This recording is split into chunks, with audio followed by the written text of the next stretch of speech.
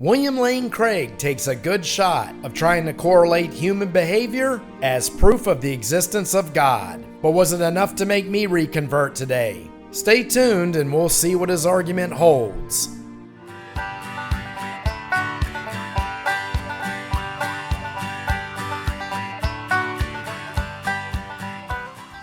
So are the existence of objective morals enough to make me reconvert to the Christian God? Well, in a debate in 2009, that's exactly what Dr. William Lane Craig proposed. The debate was at Biola University and his opponent was the late Christopher Hitchens, a well-known atheist. Now, Dr. Craig has a very extensive background. He's a professor of philosophy at the Houston Baptist University. He was a research professor of philosophy at Biola University at the Talbot School of Theology. He's a well-known Christian apologist, has many writing works, and comes off like he's a generally likable guy. And that night he was debating the now late Christopher Hitchens, who was a very well-known British journalist, a well-published author, and a defender of atheism on the debate circuit. And the topic of that night's debate was, is there proof for God's existence? And Dr. Craig had some very good points in the beginning of his opening in terms of the creation of the universe, which for once didn't focus on Adam and Eve and Noah's Ark, as he does come from the evangelical type cloth. But then he made the premise that because we have objective morals, this surely proves the existence of God who gave them to us. He believes we were innately programmed with a moral code,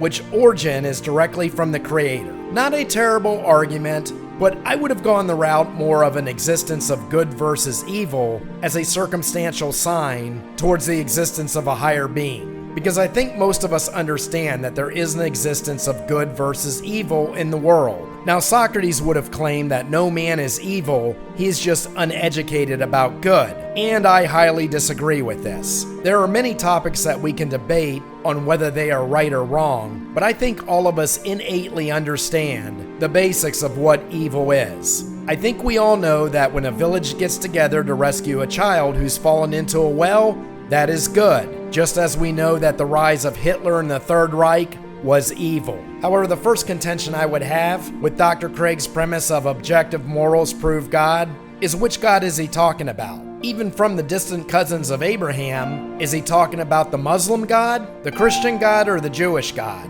And what about the Hindu gods? And specifically, are we speaking of Vishnu over Shiva? Or are we speaking of the force of nirvana that is regulating the moral code that exists in mankind? And I'm pretty sure I would know how Dr. Craig would respond. He would say that our Christian God implements this moral programming in everyone, regardless of what religion they happen to be born into. That even though the Hindu doesn't follow our God, his moral DNA still originated from him. And that even if he follows this good moral code, which the Christian God gave him, that same Christian God will send him to hell for not believing in him solely. So I really wouldn't be able to buy that response, which I know is what William Lane Craig would say, as well as the other apologists. And then, of course, even for the Christian side of the fence, we have to address the fact of whether a person is acting in good moral character because God gave them good objective morals, or because they have a fear of punishment in the afterlife. And by this assumption, you would have to further assume that all atheists are thoroughly evil people without morals because they've rejected every god in the universe. But as we know, this isn't what happens.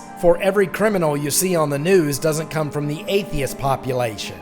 And there's a very old counter-argument that would completely refute Dr. Craig's proposal of God programming morals into our DNA. And that's simply looking at one of the old cannibalistic tribes, in which the argument from the apologist would be, well, they've never been introduced to the way of Christ. Well, according to Dr. Craig's argument, they shouldn't have to be introduced to the way of Christ because objective morals should be programmed into them to begin with from the day they're born. But yet, no member of a cannibalistic tribe ever acted morally, did they? As a matter of fact, if you told one of them that you cannot consume your fellow man, they would look at you like you're insane because that was part of their culture. And I could say the same thing about the indigenous tribes in Mexico, who practiced regularly human sacrifice at the temples, and many other cultures' practices that would be considered far from the perimeter of good moral character. And it can also be argued that the fundamentalist Christian churches lead to a propensity of greater immoral behavior. How so, you say? I won't mention examples in case anyone in my inner circle were to happen to come across this channel, but I can tell you from decades of experience of having friends and dating evangelists especially, that if you look into their communities, you'll find more scandalous behavior than you will from the people who reside outside of them. Because when you're brought up in repression, it's like boiling water in a clamped pot. Eventually the pressure's gonna blow the lid. And the standby that they'll all fall back on when their misdeeds finally come to light was that they were misled under the influence of Satan. Oh, they'll take a pseudo-responsibility for their actions as they fall on their knees to the local pastor and beg for forgiveness, but they'll also carry the devil made me do it philosophy as they were duped into being nothing more than an unwitting ally of the course of their particular evil. And this is an insurance policy that the atheist actually doesn't possess. Atheist only has one entity responsible for his actions, and that's the face staring at him in the mirror. They can't portray themselves as a Christian warrior who constantly circles in the ring and then explains to the stands that they just happen to lose that particular round. So one could possibly make the point that if you want to walk down the optimal avenue for morality, that cleaner street might be the one of the atheist. Now, if I were William Lane Craig and I was debating an atheist, I would have argued more the presence of good versus evil. And I would have said it's a circumstantial sign of God.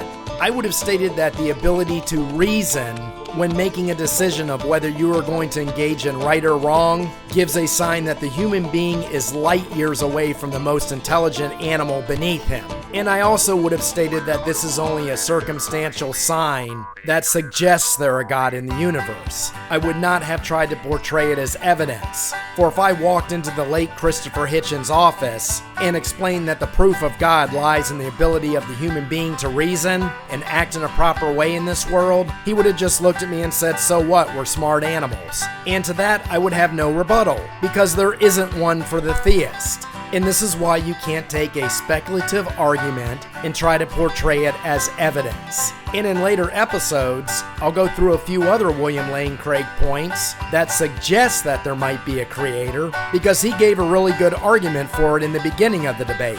But as far as his objective morals and their existence being proof is a sign that God exists, that isn't something that's going to make me reconvert today. But if you'd like to read a book about the fallen morals of a nation and its consequences therewith, check out my novel, The Second Fall, an irreverent apocalypse of what I think it would be like if Christ ever returned to Earth, and a read that will surely offend the fundamentalist. On Amazon, link is in the video description as well as the banner, and I will see you next time as we once again take that sword of reality and reason and thrust it right into the heart of ignorance.